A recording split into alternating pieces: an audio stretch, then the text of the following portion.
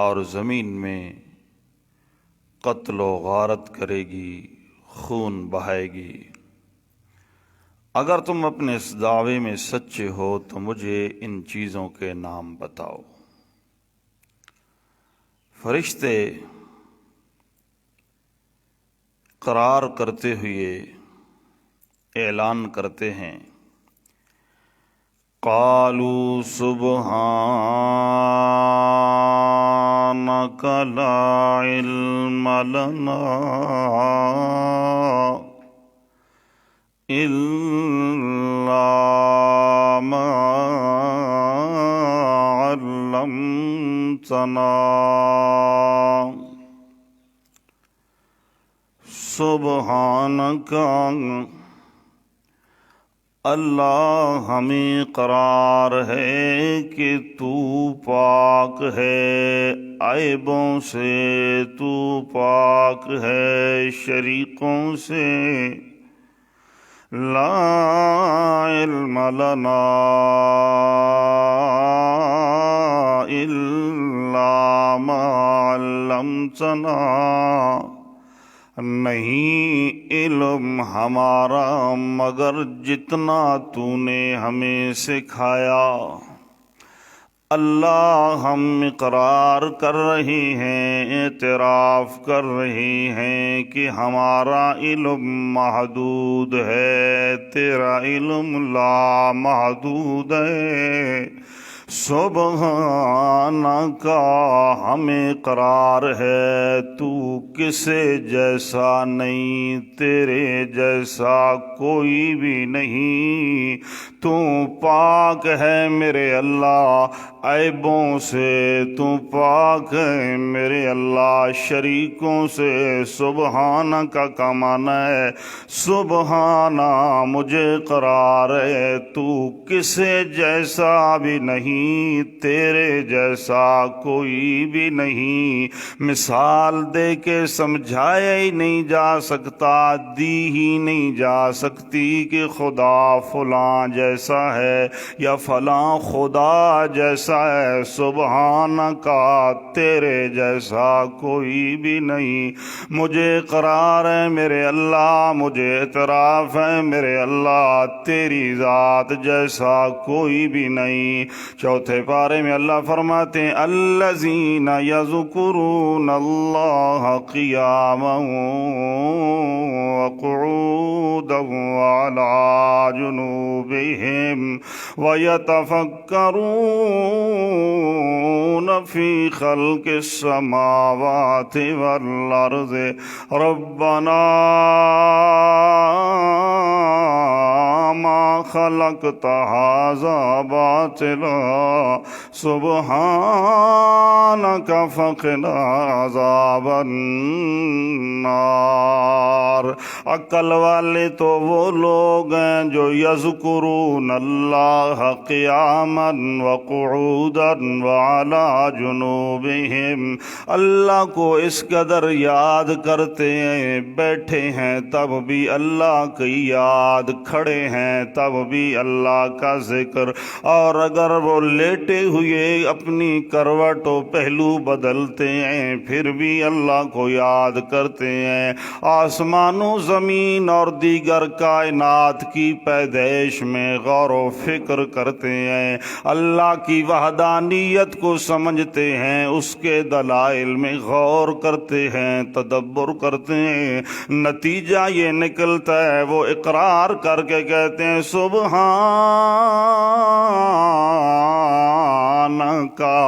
فقنا عذاب النار ربنا ما خلقت هذا باطلا۔ اللہ تو نے زمین بنائی، آسمان بنایا، پہاڑ بنائے، دیگر کائنات بنائی، میں نے سب میں غور کیا تو نتیجہ یہ نکلا ما خلقت هذا باطلا، یا اللہ کائنات کا ذرہ ذرہ تو نے کسی حکمت و فائدے کے لیے بنایا، کوئی چیز بھی باطلا بے فائدہ بلا مقصد نہیں بنائی۔ مجھے اقرار ہے سبحانک، تیرے جیسا کوئی بھی نہیں، تو کسی جیسا بھی نہیں۔ فقنا عذاب النار،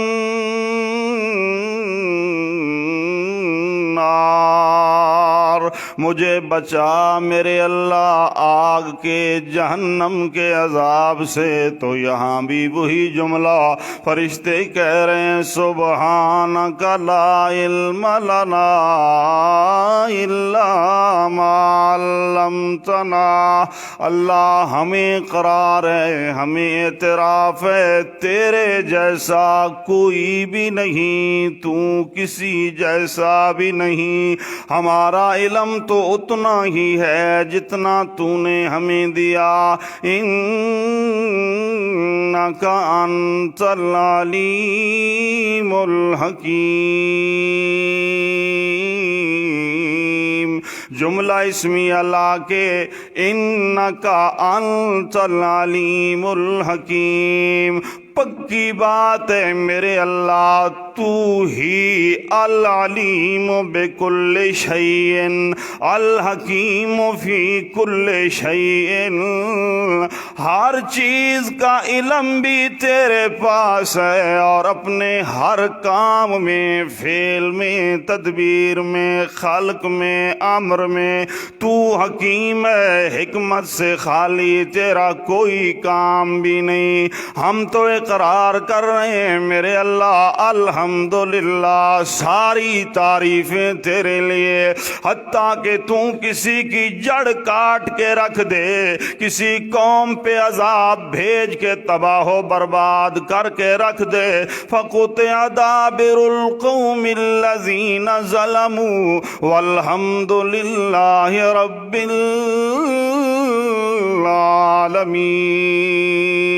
العالمین۔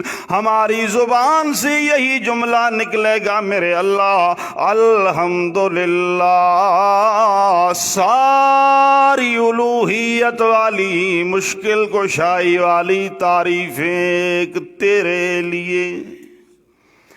اللہ ہمارا علم محدود ہے، تیرا علم لا محدود ہے۔ ہم نے تو قیاس کیا تھا جنوں پر، لیکن تیرا علم کچھ اور ہی کہتا ہے۔ اللہ کریم فرماتے ہیں قال یا آدم انبئہم باسمائہم،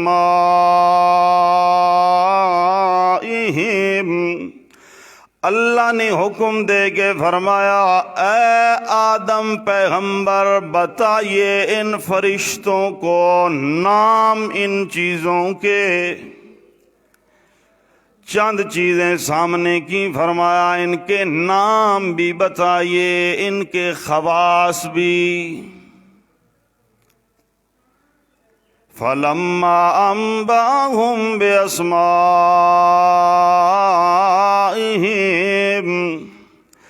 جب بیان کر دیے، خبر دے دی ان فرشتوں کو آدم علیہ السلام نے ان چیزوں کے ناموں کی، رب العالمین نے فرمایا قال، رب نے فرمایا او میرے فرشتو الم اقل لکم انی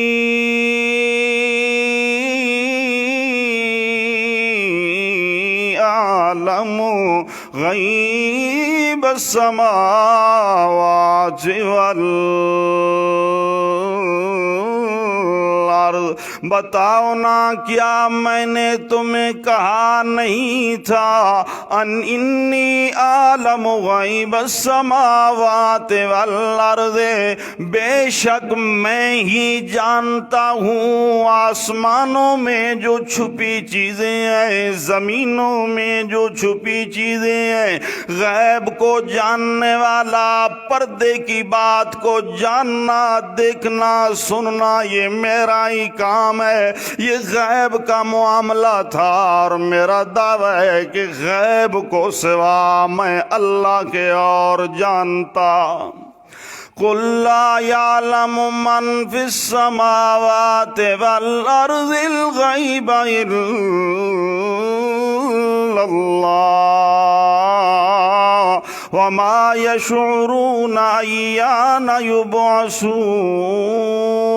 اعلان کر دیجئے میرے محبوب، لا يعلم الغیب الا اللہ، آسمان و زمین میں جو کچھ چھپا ہوا ہے تمہیں نظر نہیں آ رہا، تمہاری نظروں سے اوجھل ہے، وہ غیب ہے، اور غیب کو جاننے والا سوا اللہ کے اور کوئی نہیں۔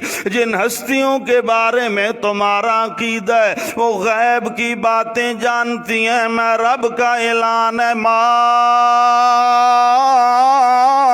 یشعرون ایان یبعثون، انہیں تو یہ بھی پتہ نہیں کہ ہمیں قبروں سے اٹھایا کب جائے گا۔ اموات غیر احیاء وما یشعرون ایان یبعثون، کیونکہ وہ مردے ہیں زندہ۔ میں غیب کو جاننے والا ہوں، میں نے تمہیں کہا جو تھا زمین و آسمان کے چھپے رازوں کو سوا میں اللہ کے اور کوئی جاننے والا۔ وَأَعْلَمُ مَا تُبْدُونَ، اور میں ہی جانتا ہوں جو تم ظاہر کرتے ہو۔ ظاہر انہوں نے کیا کیا تھا؟ أَتَجْعَلُ فِيهَا مَن يُفْسِدُ فِيهَا وَيَسْفِكُ الدِّمَاءَ، جو تم ظاہر کرتے ہو وہ بھی میں ہی جانتا ہوں۔ وما کنتم تکتمون، اور جو تم چھپاتے ہو وہ بھی میں ہی جانتا ہوں۔ چھپاتے کیا تھے؟ مفسرین فرماتے ہیں لن یخلق ربنا خلقا اکرم علیہ منا ولا اعلم، فرشتوں کا یہ خیال تھا ہم سے زیادہ عزت والی، ہم سے زیادہ علم والی اور کوئی بھی مخلوق رب پیدا نہیں فرمائے گا۔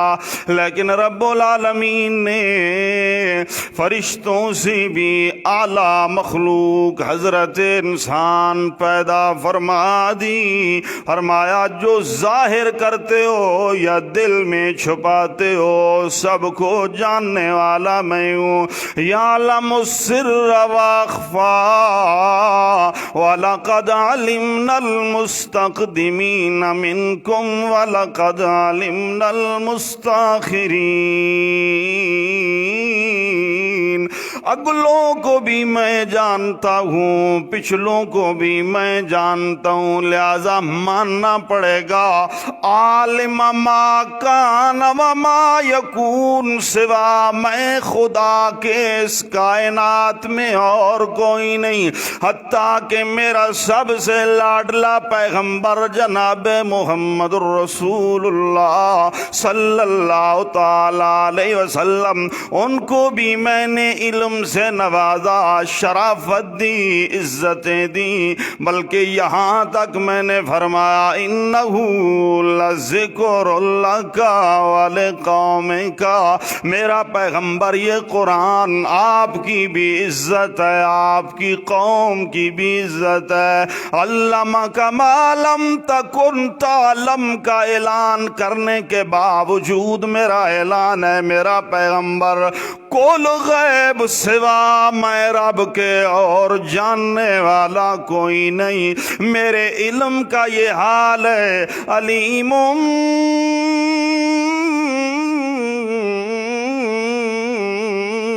بذات الصدور،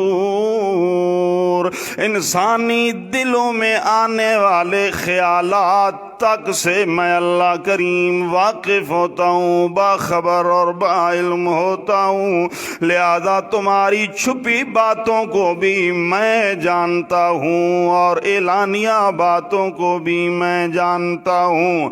وَإِذْ قُلْنَا لِلْمَلَائِكَةِ اسْجُدُوا لِآدَمَ، اللہ کے پیغمبر آدم علیہ السلام کی شکل و شباہت و صورت تیار ہو گئی، فرمایا میں نے حکم دیا فرشتوں کو اسجدوا لآدم، او میرے فرشتوں اسجدوا لآدم، سجدہ کرو میرے پیغمبر آدم کے لیے۔ سجدے سے مراد ہے الانحناء، جھک جاؤ، التذلل عاجزی، اور شریعت میں معنی ہے وضع الجبہۃ علی الارض، اپنی پیشانی زمین پہ رکھ دینا۔ یہاں شرعی سجدہ مراد نہیں، لغوی سجدہ مراد ہے کہ عزتاً احتراماً میرے پیغمبر کے سامنے جھکو، جس طرح یوسف علیہ السلام کے سامنے بھی ان کے بھائی جھکے ہیں، وَخَرُّوا لَهُ سُجَّدًا، سجدے کا یہی مطلب ہے کہ جھک گئے، نیچے ہوئے، عزتاً احتراماً۔ یہ پہلی شریعتوں میں جائز تھا، ہماری شریعت میں ہمارا تحفہ السلام علیکم ورحمۃ اللہ وبرکاتہ آ گیا، لہذا اللہ فرماتے ہیں اذا حییتم بتحیۃ فحیوا، جب تمہیں کوئی تحفہ دے تم بھی اسے تحفہ دیا کرو۔ اس تحفے کا یہی مطلب ہے، کوئی تمہیں السلام علیکم کہے تو تم بھی۔ اللہ، پہلی شریعتوں میں سجدہ تھا، وہ بھی تعظیمی، ہماری شریعت میں وہ تعظیمی سجدہ بھی ختم ہو گیا۔ حضرت معاذ رضی اللہ تعالیٰ عنہ فرماتے ہیں قدمت الشام فرأیتهم یسجدون لأساقفتهم وعلمائهم، انت یا رسول اللہ احق ان اسجد لک، اے اللہ کے پاک پیغمبر جناب محمد رسول اللہ صلی اللہ علیہ وسلم، میں شام میں گیا، میں نے وہاں کے لوگوں کو دیکھا اپنے سرداروں اور اپنے علماء کو سجدہ کرتے ہیں۔ ساری دنیا کے علماء مل جائیں، ساری دنیا کے سردار نوابزادے مل جائیں، صاحبزادے مل جائیں، امام الانبیاء محمد الرسول اللہ صلی اللہ علیہ وسلم کی مبارک جوتی کے ساتھ لگنے والی خاک کا بھی مقابلہ۔ لہذا جب وہ اپنے علماء کو سجدہ کرتے ہیں جن کا مقام آپ کے سامنے انتہائی معمولی ہے، انت یا رسول اللہ احق ان اسجد لک، میں دل کی بات آپ کے سامنے کروں کہ میرا بھی دل کرتا ہے کہ میں آپ کو سجدہ کروں۔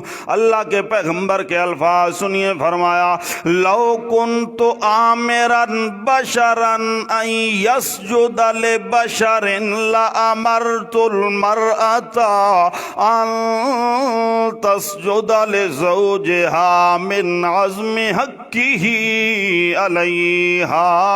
او میرا یار، تیرے جذبات اپنی جگہ، تیری عقیدتیں اپنی جگہ، تیرے احترام اپنی جگہ، مگر یہاں کسی کی عقیدت کی بات نہیں، یہاں رب کے قانون کی بات ہے۔ لو کنت آمرا بشرا ان یسجد لبشر، اگر کسی مرد کو، کسی انسان کو، بشر کو سجدہ جائز ہوتا اور میں حکم دیتا کسی بشر کو بشر کے سجدے کے لیے، میں پھر عورت کو حکم دیتا کہ وہ اپنے خاوند کو سجدہ کرتی، من عزم حقی علیہا، کیونکہ خاوند کا حق عورت پر بہت بڑا، بہت زیادہ ہے۔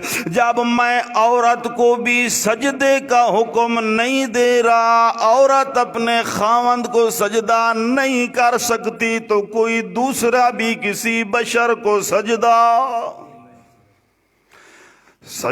صرف اللہ کے لیے، کسی اور کا سجدہ جائز نہیں۔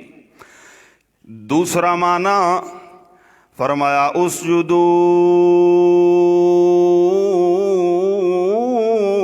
لآدم،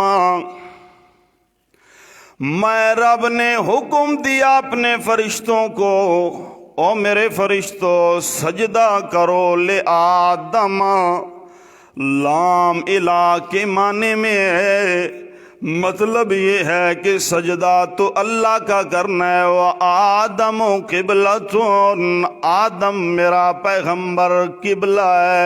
جس طرح مسلمان سجدہ قبلے کی طرف منہ کر کے کرتا ہے، لیکن سجدہ کس کا ہوتا ہے؟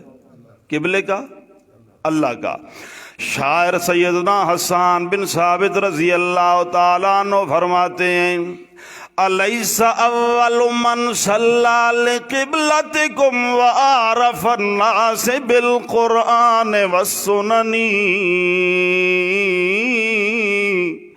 سیدنا صدیق رضی اللہ تعالیٰ عنہ کی مدح سرائی کرتے ہوئے حضرت حسان کائنات کو مخاطب کر کے فرماتے ہیں، او دنیا والو، الیس اول من صلی لقبلتکم عرف الناس بالقرآن والسنن، مجھے بتاؤ نا کیا صدیق وہ نہیں ہے جس نے سب سے پہلے قبلتکم اے الہ قبلتکم، تمہارے قبلے کی طرف منہ کر کے جس نے سب سے اول نماز پڑھی ہے؟ کیا صدیق وہ نہیں؟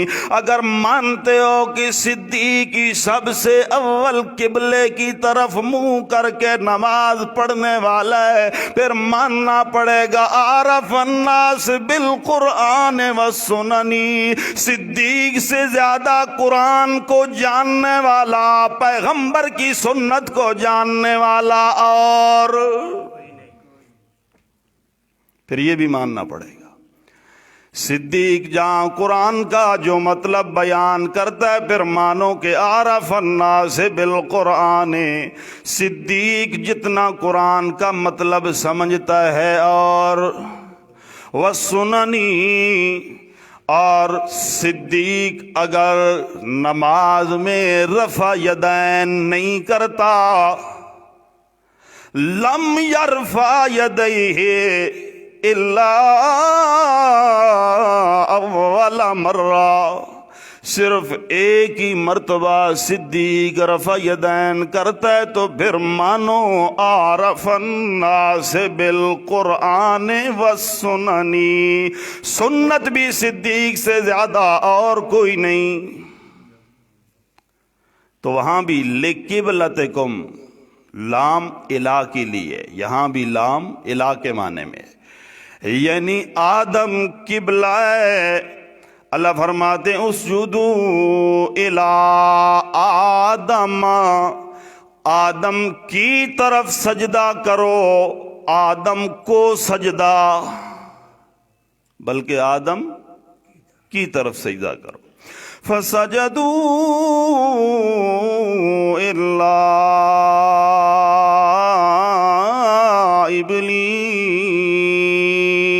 ابلیس، پس سجدہ کر دیا ان سب فرشتوں نے الا ابلیس، مگر ابلیس نے سجدہ۔ قرآن کیا کہتا ہے؟ ابا واستکبر۔ ابا کا معنی تفسیر جلالین والا کرتا ہے امتنع۔ ابلیس کو رب العالمین نے حکم دیا سجدہ کر، لیکن امتنع، ابلیس سجدہ کرنے سے روک گیا۔ سجدہ کیا، سجدہ کیا، زبان سے نہیں کہا کہ میں نہیں کرتا ہوں، صرف کیا کیا؟ رک گیا۔ ابا کا معنی کر رہے ہیں ابا امتنع، رک گیا۔ واستکبر، اے تکبر، سین مبالغے کی ہے، واستکبر، اور اس نے تکبر کیا، بڑا بننے کی ناکام کوشش کی۔ کان من الکافرین، ایک سجدے کا حکم ہوا، امتنع، وہ رک گیا تو کان من الکافرین، فتویٰ لگا رہا ہے قرآن، وہ ہو گیا من الکافرین۔ کیا ہو گیا؟ کیا ہو گیا؟ اور جو ساری زندگی کا بے ایمان بے نمازی وہ مرتا ہے، ہم کھڑے ہو جاتے ہیں اللہم اغفر لحینا۔ اب بتاؤ، ہیں جی، ہماری اس کے حق میں سفارش قبول ہوگی یا ہم پر اللہ کی لعنت آئے گی؟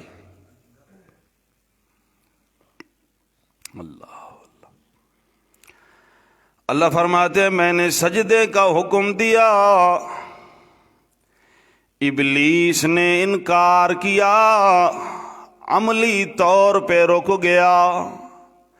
قرآن کریم دوسرے مقام پہ فرماتا ہے میں نے پوچھا ما منعک اللہ تسجد اذ امرتک، بتانا حکم میرا ہے، سجدہ تو نے کیا کیوں نہیں؟ ما منعک، کیا رکاوٹ آئی؟ میرا کھا کے میرے حکم کو کیوں نہیں مانا، سجدہ کیوں نہیں کیا؟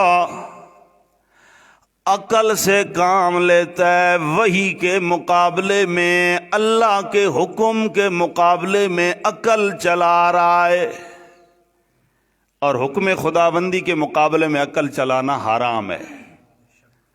عقل سے کام لینا ہے، قرآن بار بار کہتا ہے عقل سے کام لو، لیکن اللہ کا حکم آ جائے، عقل وہاں تک پہنچے نہ پہنچے، اس کو ماننا ضروری ہے۔ قرآن اللہ کے حکم کے مقابلے میں عقل چلائیں گے تو پھر یہی حشر ہوگا جو ابلیس کا ہے۔ ابلیس نے عقل چلائی، کہتا ہے انا خیر منہ خلقتنی من نار وخلقتہ من طین۔ اللہ سجدہ نہ کرنے کی علت اور وجہ یہ ہے میں بہتر ہوں، یہ گھٹیا ہے۔ تو نے مجھے آگ سے پیدا کیا، اسے مٹی سے پیدا کیا، آگ اوپر جاتی ہے بلندیوں کی طرف اور مٹی نیچے آتی ہے، مٹی ذلیل ہے، آگ بہتر ہے۔ رب العالمین فرماتے ہیں بدبختہ، تو نے میرے مقابلے میں اپنی عقل سے کام لیا، حالانکہ قانون تو میرا وہ ہے جو میں نے اپنے پیغمبر کی زبان مقدس سے بیان فرمایا، من تواضع للہ رفعہ اللہ، جو بندہ میرے سامنے اپنے آپ کو مٹا دے گا، عاجز بن جائے گا۔ میرا قانون رفع اللہ، جو نیچے آنے کی کوشش کرے گا میں اسے بلندیوں پہ لے جاؤں گا، اور جو میرے مقابلے میں اکڑے گا، اوپر جانے کی کوشش کرے گا، وضع اللہ، میں اسے نیچے رکھ کے تباہ و برباد و ذلیل و خوار کر دوں گا۔ او ابلیسا، او ملعونا، تو نے میرے حکم کے مقابلے میں اپنی عقل لڑائی، اور تو کہتا ہے مٹی نیچے جاتی ہے آگ۔ میرا قانون ہے جو نیچے آئے اسے اوپر لے کے جاتا ہوں، جو اوپر جانے کی کوشش کرے اسے۔ اللہ، ہم جب ہم مانتے ہیں موحد لوگ، اس پہ توجہ موحدین کی، کہ اللہ اپنی مرضیاں کرتا ہے مختار ہے۔ خدا کسی چھوٹے کو عزت دے دے تو بڑے سے پوچھ کر اس نے دینی ہے، اپنی مرضی جو کرنے والا ہے، تو پھر بڑے کو حسد کس چیز کا؟ بڑے کے لیے کیا چیز مانے آ جاتی ہے، کیا رکاوٹ بنتی ہے کہ وہ اسے نیچے کرنے کی کوشش کرتا ہے؟ تو اللہ جب مانتے ہیں ہم کہ اپنی مرضیاں کرتا ہے تو وہ جو مرضی کر دے، بادشاہ کو گدا کر دے، گدا کو بادشاہ کر دے، اس کی اپنی مرضی۔ اضحک واب کا، روتے کو ہنسا دے، ہنسنے والے کو رلا دے، مردے کو زندہ کر دے، زندے کو مار دے، اسے کوئی پوچھنے والا۔ اغنا واقنا، امیر کو غریب کر دے، غریب کو امیر کر دے، وہ اپنی مرضی کرنے والا ہے۔ تو قانون اس کا یہ ہے کہ میرے سامنے عاجزی اختیار کرو گے، بلندیاں ملیں گی، بلندیوں پہ جانے کی کوشش کرو گے، میرے مقابلے میں اکڑو گے، میرے قانون کے مقابلے میں آؤ گے، مد مقابل کھڑے ہوگے، تو وضع اللہ، میں تمہیں تباہ و برباد و ذلیل و خوار کر دوں گا، نیچے کروں گا، پھر نیچے جانا پڑے گا۔ اللہ کے پیغمبر جناب محمد الرسول اللہ صلی اللہ علیہ وسلم فرماتے ہیں، لا يدخل الجنت من كان في قلبه مثقال ذرة من خردل من کبر، جس بندے کے دل میں رائی برابر خردل، ذرۃ، دانے برابر، رائی برابر بھی تکبر ہے، وہ بندہ کبھی جنت میں کیوں؟ تکبر اللہ کی ذات کو جچتا ہے، اس کی ذات ہے المتکبر، یہ اس کی صفت ہے، مخلوق تکبر کرنے کی کوشش نہ کرے۔ اللہ، امام قرطبی رحمۃ اللہ علیہ فرماتے ہیں، ایک سجدے کا حکم ہوا، سجدہ نہیں کیا، کان من الکافرین، اللہ کے علم میں تو وہ پہلے ہی کافر تھا نا، اللہ کے علم میں ظاہر اس کا کتنا غالیوں اور رافضیوں کا، صوفیاء کا یہ قانون ہے، جس بندے کے ہاتھ پہ اللہ خلاف عادت، خوارق عادت چیزیں ظاہر کر دے، وہ بندہ ولی ہوتا ہے، وہ بندہ اہل سنت کا یہ قانون نہیں۔ غلات کا یہ قانون ہے کہ جس بندے کے ہاتھ پہ خلاف عادت چیز ظاہر ہو جائے وہ اللہ کا ولی ہوتا ہے، جبکہ خلاف عادت چیزیں تو اللہ بے ایمانوں کے ہاتھ پہ بھی ظاہر فرماتا رہتا ہے، دنیا میں بھی۔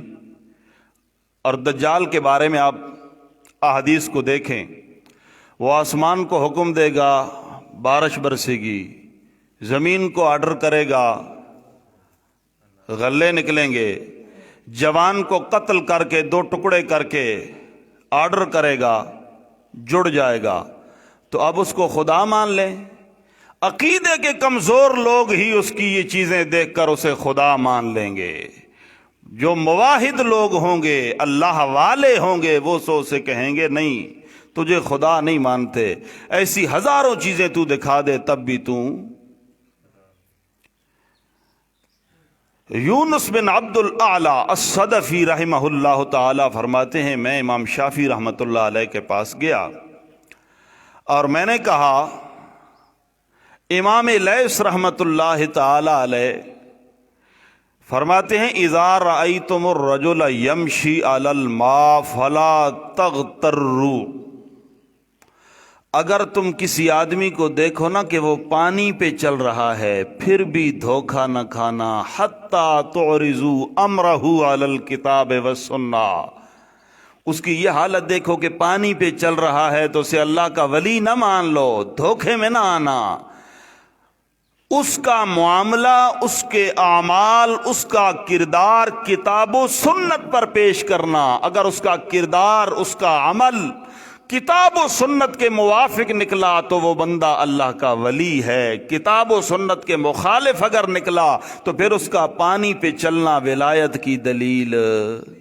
امام شافعی رحمۃ اللہ علیہ کہتے ہیں امام لیث نے آدھی بات بتائی، اس میں تھوڑا اور بھی اضافہ ہونا چاہیے۔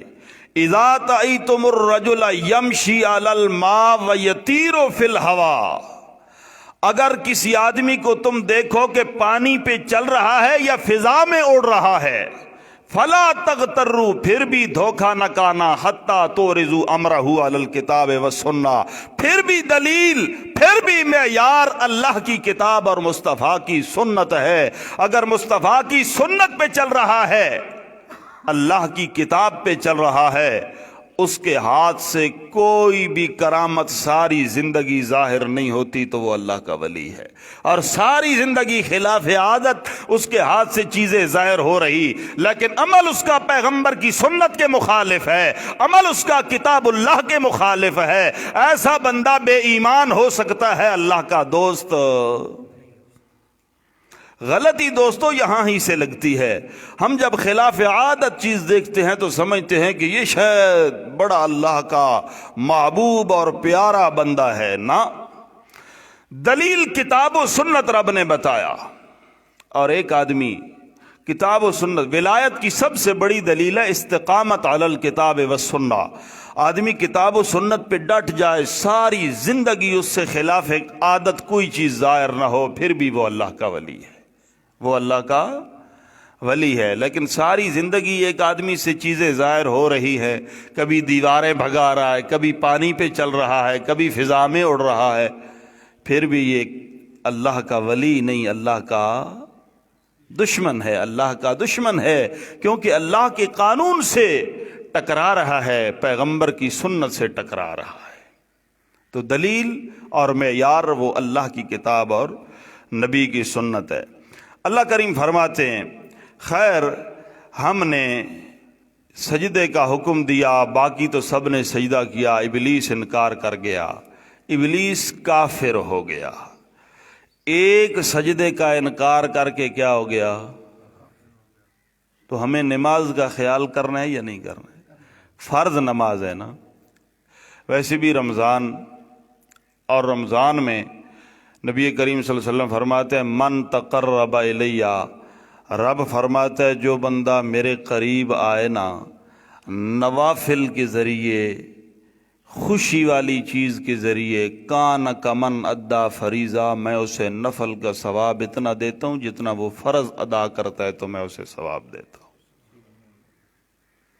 اور اگر آدمی ایک فرض اس مہینے میں ادا کرے نا تو اللہ کے محبوب فرماتے ہیں کان کمن ادا 70 فریضۃ، میں اسے 70 فرض ادا کرنے جتنا ثواب دیتا ہوں۔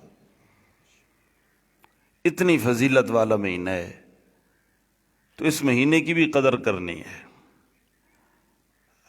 اس مہینے میں بھی اللہ کی خاص رحمتیں اترتی ہیں، وہ انشاءاللہ آج جمعے کے بیان میں کوشش کروں گا آپ بر وقت تشریف لائیں۔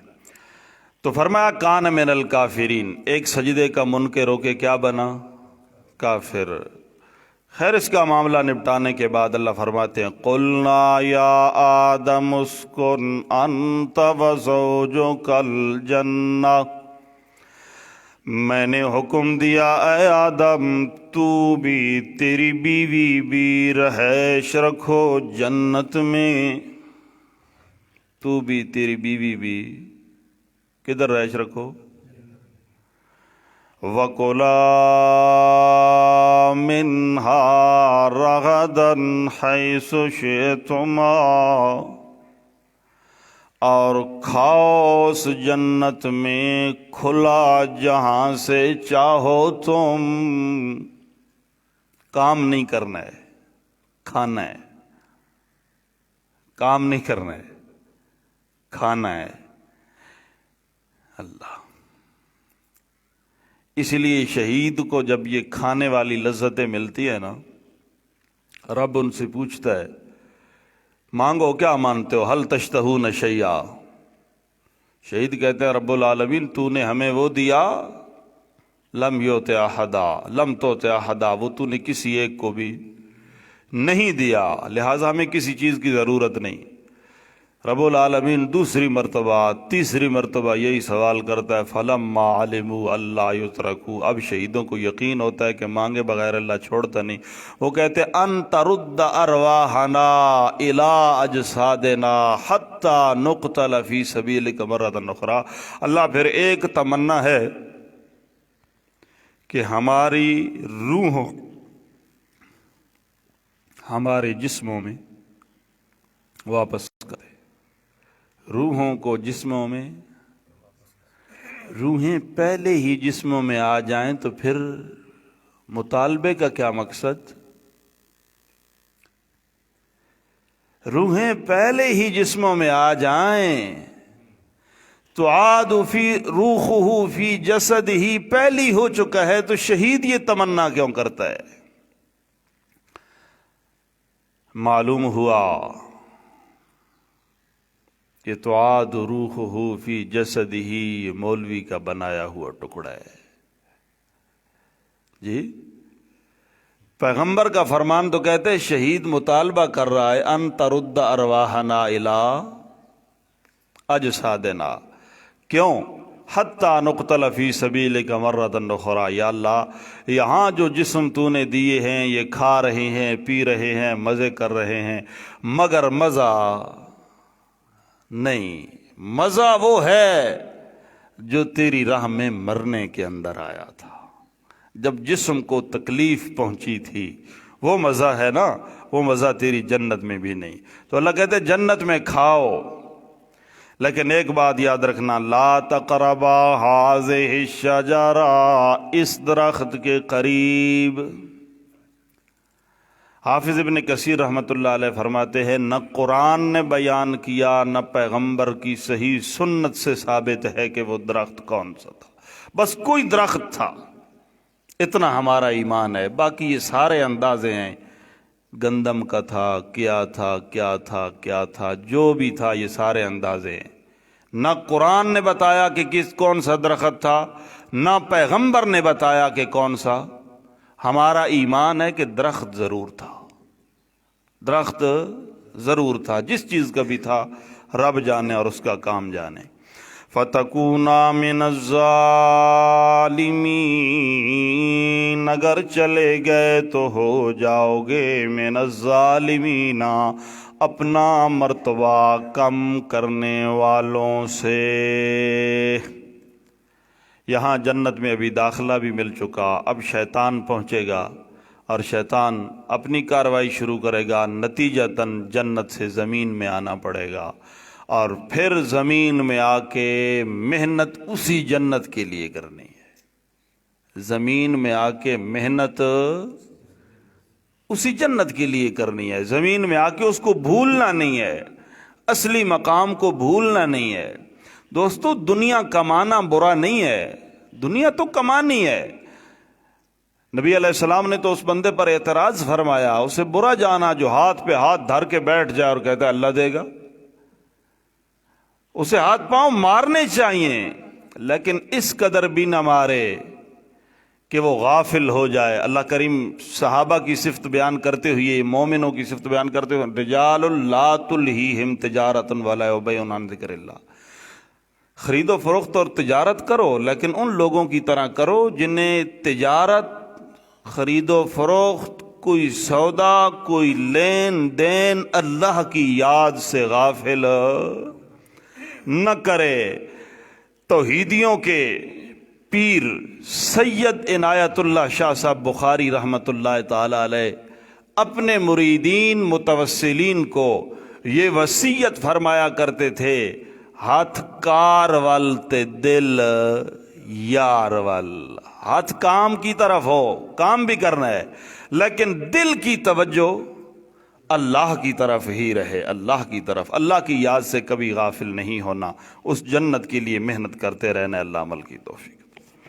سبحان